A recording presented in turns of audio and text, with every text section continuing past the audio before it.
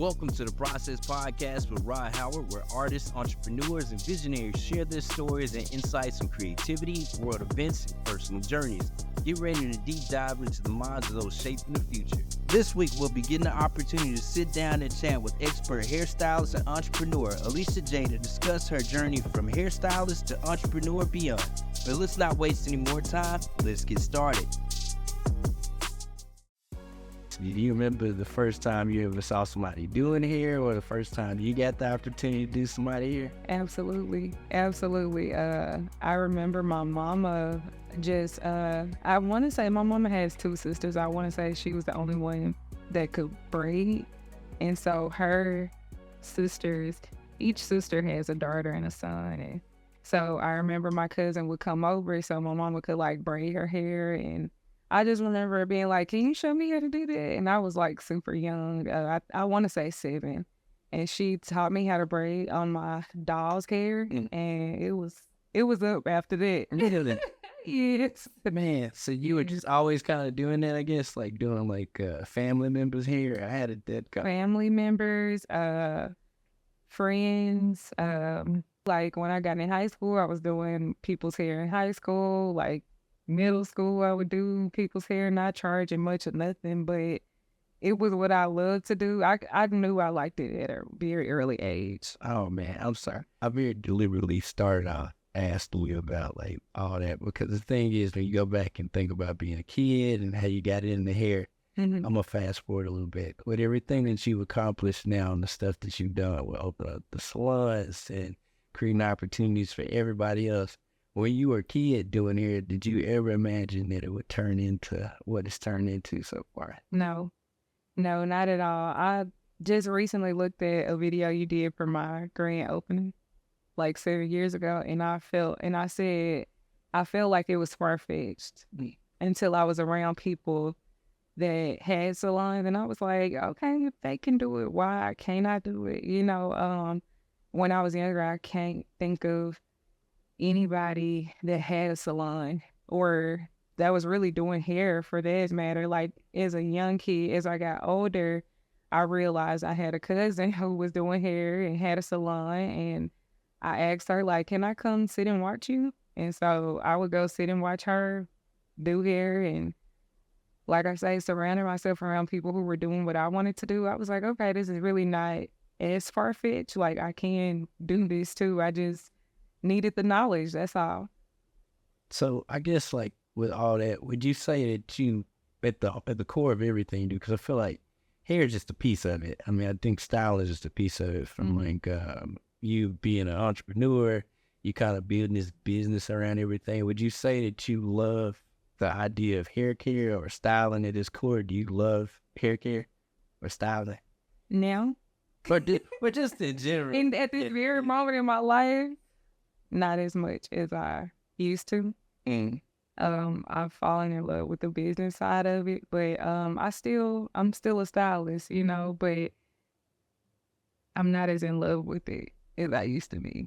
So you would say it evolved though, right? Yeah. The more I learn about business, the more I want to pull away from the chair. Oh, and put all these business skills to use. And I don't know if you've heard like the saying, like, it's hard to grow your business when you're in your business. And so that's how I feel, like almost trapped every day inside of my business. So it's like really hard growing it when I'm there from sun up to sundown taking appointments, then it's like almost like, although this is my business too, I have to focus on my other business when I leave that business, like if that makes any sense. Like, no, it does, man, because it sounds like your love has evolved, if it makes any sense. Because like I guess I had a conversation with Piff a while. Piff, but heard of. But he's a musician around town. But he and I had a conversation similar to that, because I started off doing music a lot and it turned into kind of like a media kind of thing. He was saying it's okay when your why changes, and that was like the realest thing, man. See, that doesn't mean like it's like, even I look at you even with your music. I mean, with hair care, it's like there's a core I feel like at the basis, regardless of whether it's loving the business aspect of it. I loving the hair thing. There's an obvious love at the core for what you're doing in the middle of that with Yeah, hair yeah. with the business. I guess my question for you would be, how important is it for like entrepreneurs or people to love what they're doing? You know what I mean? Mm, very important. Very important to love what you do because I think it just keeps you going. Because, I mean, you said entrepreneurs, right? Yeah, Like, entrepreneurs or just anything. Yeah. it's not easy to work nonstop and be available for people and, have people calling. Like, with a job, it's kind of like, and I'm assuming because I haven't worked a job in a long time, but I'm assuming when you leave your job, you're done. Unless maybe your own salary is, I don't know. You have to keep working, but it's a never ending thing. Like never ending thing for years. When I finish doing hair and I get off, it's like, okay, I'm still a parent, but I have 1,000,001 messages to respond to. And I, just kind of eventually you kind of set those boundaries where it's like, okay, well, I'm not responding to all of these. Like, like I have other things to work on. I have to be a mother too, and you have to love it because it's extremely overwhelming is basically what I'm saying. Yeah. It's extremely overwhelming because it's so many moving parts. It's not like I did this task, I completed this task, and I'm done for the day. It's like, okay, I did this task, now I gotta do this. Now I gotta do this. Now I gotta do this. Is the website updated? Did I respond to this? Did I do, and so it's just a cycle every day, and so I think where I say, well, I don't want to overstep. I don't know if I answered your question, but I think it gets to a point for me where it's like, okay, I gotta find a balance because I'm pretty overwhelmed right now. Pretty overwhelmed. Man, yeah, I feel like I'm going off script a little bit, but that's good because I want you got questions popping in my head. Okay. And that's a good thing. But so two-parter, I guess. The first thing, like, you've adjusted a lot. Like, again, talking about how like your love has kind of changed and everything for what you're doing. But I think that's a good thing for what you're doing. I think that's awesome looking at it because you start off with doing hair. Now it's turned into doing this sweet thing, and now it's turned into like whether it's the selling the product. It's constantly evolved and turned into say even where you create opportunities for other people. How important would you say that possessing the ability to evolve and change over time has been for you? I think it's extremely important unless you want to stay in the same place. For me, I'm obsessed with evolution, so I think after too long of doing the same thing, I'm like, okay, I'm kind of over this. And then of course, like I say, the more I learn, because I think it's okay. It was okay for me to just be a hairstylist when I didn't know a lot. I just knew I could do hair. I had this skill in my hand. I could do that. But the more I learn, which might be a problem because I'm obsessed with learning, so the more I learn, the more I see I want freedom more than anything, and so I feel like creating the salon suites is like a merge of real estate and beauty, like merged together. And I always like, of course, the more I learn, like I say, they say, financial freedom is like real estate, business, stocks, like it's another one, but just 4 things that will help you build wealth. And so as I'm listening, I'm like, okay, I got this one, so merging beauty and real estate is what the salon suites are. So I'm like, check. Yeah. Dude, that's awesome, man. I feel like something I'm just constantly impressed with you is like not only the desire to continuously grow and learn more so that you can grow, but also this, you said something I feel like that struck near me. A lot of people, they refuse to learn. They kind of get into a place of comfort where they don't want to learn anything else. But with you, it's like you're constantly ongoing and learning and doing things. So this is a two-parter for you. Like, what things do you do to consistently grow and like and learn? And then how can you speak to the importance of like always learning, or never having your cup full, always understanding that there's more space to learn something there. Always more space. How do I learn? Okay. I love podcasts. I love podcasts. So I have my top podcasts that I follow. They're all in my algorithm. So if they drop a new video, and I'm obsessed with YouTube. I'm always on YouTube. So it's always on my algorithm if it's like a new video that dropped. And audiobooks. Like I listen to those on a regular basis. And yeah, what was your last question? Just speaking to the importance of always growing and wanting to evolve. Okay. So I think it's extremely important. I feel like when I just look at, so I always observe everything too, and I look at how like my mama taught us so much, me and my brothers, and my brother. And I felt like, oh, mama, I'm tired of hearing this. Like you say the same thing over and over, but as I got older, I realized like so many adults don't know the basic things of like, she would always say like, what would she always say? You don't spend more than you have. Like you always put some money up for a rainy day because it's not always gonna be sunshine and blah blah. Like that's that's what it was to me as a kid. But as I got older, I realized like a lot of adults don't know those basic things of like just not spending everything you have, not living above your means, and that like sounds like common sense, but it's not, you know. And so I guess I look at learning like my mama taught me everything she could, and then I kind of felt like to surpass that I had to learn more, you know. And so the more I learn, I feel like, you know, I kind of have to prepare my daughter to be here without me one day. And so I want to make sure that she's well equipped. And then I've been put in a position to just share my knowledge with other women. And so it's like now I feel like I have a duty to just learn as much as I can, to share as much as I can. And yeah, so I enjoy it. I just enjoy learning. I think that's awesome. Well, just even the lot of work that you do now, like a lot of people would get to a certain point of success and be like, I'm good. But you hadn't done that. What you've done is you've gotten to the point that you're successful, but you do a lot of stuff to give back to other people. Like you're creating a lot of opportunities for other people. And I think that's like so awesome, man, and cool. What would you say, what is the driving force behind like your desire to help others with what you do? And I heard in church one day, God bless you to bless other people. And so I feel like I say, I've been given an opportunity to help other people. And so I think just being in the salon and realizing like people want to be in a place where they can grow. You know, nobody just want to be stagnant.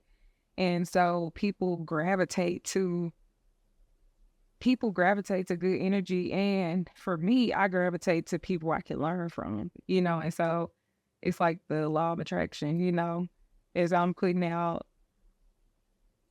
more is coming in, honestly. Like that's how it feels to me. Like I always feel triple blessed by blessing. Yeah. By being a blessing. That's so awesome. This is something I selfishly ask people, because I know like with entrepreneurship or even just going after your dream, whatever it is, it can be really discouraging sometimes, man. Have you ever had times where you like was just like you dealt with like self-doubt or anything like that? Have you ever run into that? And if you have dealt with that, how are you able to kind of push through those slumps and keep going when that happens? Yeah. This whole process of building out my salon, I doubted myself. Like I had the vision, I had my business plan, I had the numbers, I knew what it was gonna look like, what it would cost, the profit, what would come, you know. But still going through the process, with it being such a long process, I'm like, what am I doing? Like, like who do I think I am? Like to do something so big like this, you know?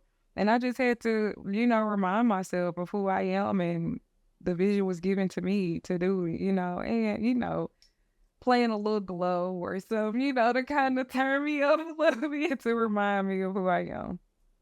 And I have plenty of people around me to encourage me and fill my cup and definitely get me back on track when I feel like I'm down myself. No, man, I was doing an interview like a few weeks ago with a photographer friend of myself. Mm-hmm. He was talking about his process and talking about how his wife kind of like played like a big role in. Mm. And I asked him his question. I'll ask you: how important do you think it is for entrepreneurs or dreamers to have a good support system, or and how is it important, and how has that affected you having it?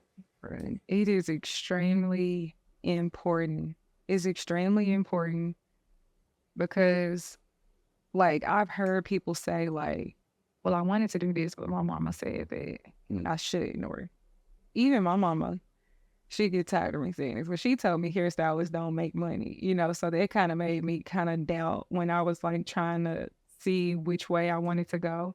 But since I proved her wrong, she's been, even then she was still supportive. That was just her opinion, you know, but even then she's like, but if you're gonna do it, go after it, you know. And my mama, my daddy, they're my biggest supporters, my friends, my family around me, and is my boyfriend, like you mentioned, his wife. I think having that support, like close, like your spouse or your other, like that's extremely important because you are dumping on them daily. So you kind of need them.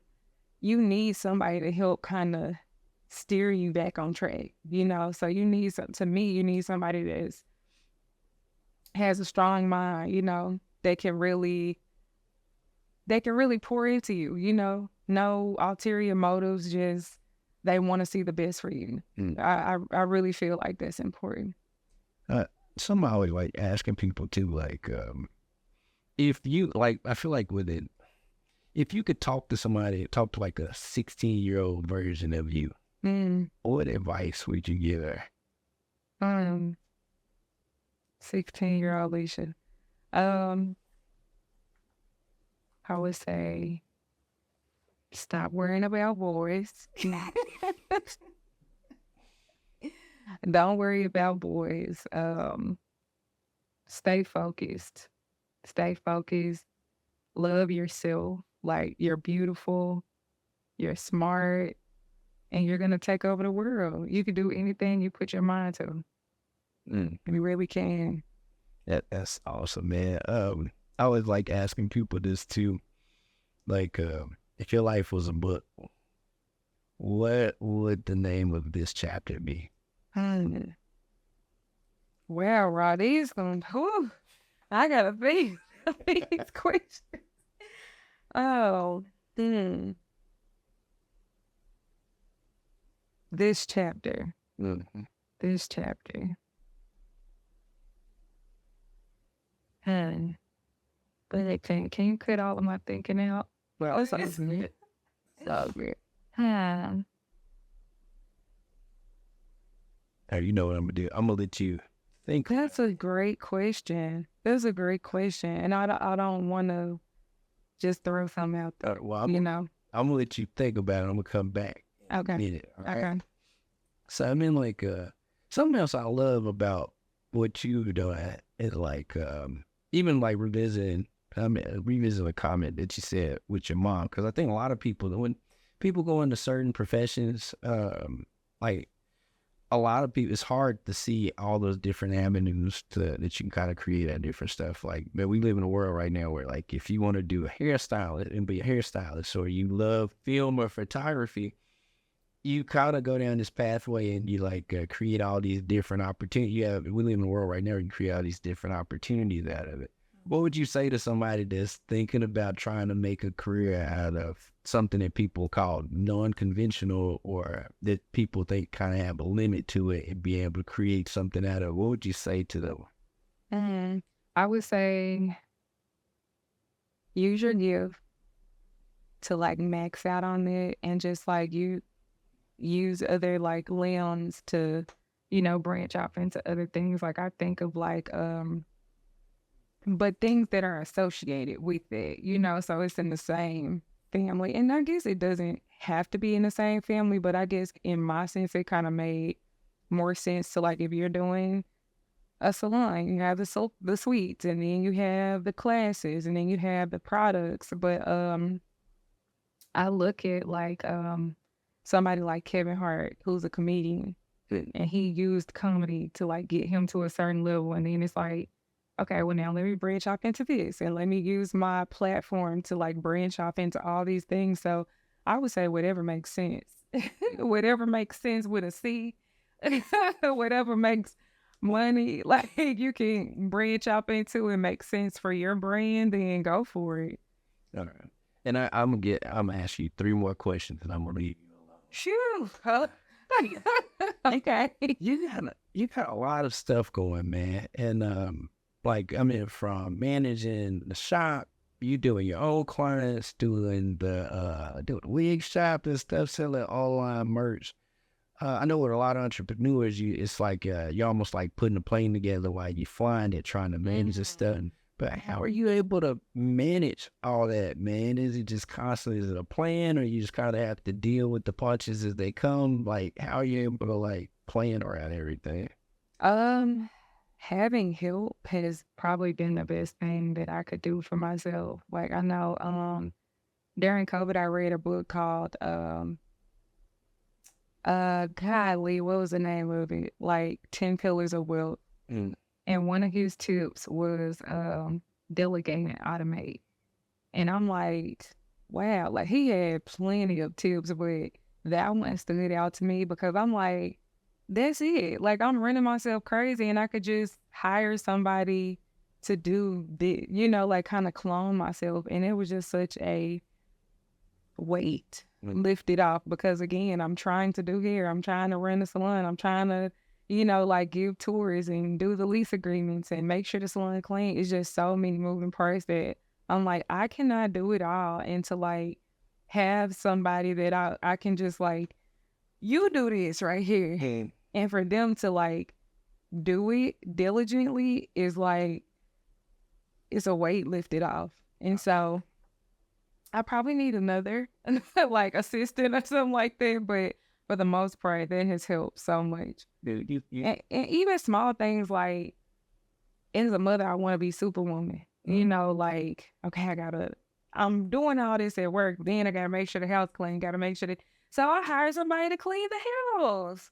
And I'm like, why am I stressing myself out when there's people out here? So that book changed my life for real. It really did. You remind me of me in the sense that like it's hard to let go. Did you have difficulty at all letting go at all? Or? Oh, I micromanage you, sure. But I think when you have somebody that you don't have to micromanage, then it's easier to let go. Right. It's easier to let go. But when you have somebody you have to micromanage, and when you don't, you can tell, so yeah. All right. So I guess looking at all the things that you've accomplished, man, how does it make you feel to know that, like, not only are you doing stuff that helps you, but knowing that you're having such a positive impact in the lives of others, doing things that you love, you know what I mean? How does that make you feel? It feels like a lot of pressure. Because even just posting about all the things that's happening, people like, you deserve it, congrats, it's like, I don't like all of it because I'm me. And I know that I'm such a imperfect person, and I don't like when people like, I don't know. I don't know. It's hard to explain. I know me for real, and so I know that I'm, like I say, I'm imperfect, and I just pray that I don't mismanage it because it just feels like a lot of pressure right now. Mm-hmm. Well, man, I'll say this. I don't think the Most High give you pressure if you can't. He not gonna put weight on you that you can't carry. You obviously carry it and make it look easy. So that's awesome, man. I got to come back to this question, man, because I can't usually go without asking you that. Okay. What is the name of this chapter? But I'm need two-parter. What is next for you? And then, so what chapter are you? What's the name of the chapter? But if your life is a book, what's the name of this current chapter? And what's next for Alysha? The chapter will be called Leveling Up. That's a good one. Leveling up. And what's next? This is one of those things like the little girl in me, like you asked, like, I don't know anybody personally that's like franchising their business, but I want to franchise mine. So it feels far-fetched in this moment right now, but I trust and believe it'll happen. All right. And what is your why right now, man? My why is right now to be impactful to the people around me and to gain freedom for myself. I guess I'm not, yeah, I'll say freedom, but also to show my daughter she could do anything she want to do. Oh, dude, that's awesome, man. Well, man, I got to tell you, it's been cool. I feel like I've been like a fly on the wall for a little bit for the last few years. Yeah, you've been in the mix. You've been in the mix. Man, it's been cool seeing how you consistently grown, and how you consistently like force yourself to learn. And like it's something about anytime I get on Facebook and I see she did something else, I'm like, oh, look at that, look what on. And you feel, and it's like a sense of pride just seeing you do your thing. It's truly been awesome to be able to watch you, watch you evolve over the years, how I just went from shop to creating opportunities for other people and still be going, and then to see how you still reaching higher. I think that's been awesome to see. Yeah, thanks for I think that's what makes it difficult being a hairstylist now where I am, because my mind and my wheels are always turning. So to be present, like I love doing hair, but to be present most days, like in the conversation, is tough for me because I'm like, my head is, I'm thinking of a master plan, like, yeah, it gets difficult to do both. But you doing it and you making it look easy, so I gotta keep commending you to that. Thank you. Man. But no, dude, I thank you. I know you like crazy busy. I thank you for taking time out of your schedule to come and chat with me. I would thank you not only for me, but for the people at home that are gonna watch this and benefit from it. Yeah. Thank you. Yeah. Thank you. So for y'all at home, thank you guys so much for tuning into the podcast. If you enjoyed this or you think that this will be helpful to someone else, please make sure that you like this, share it, and drop a comment. Until next time, y'all stay encouraged.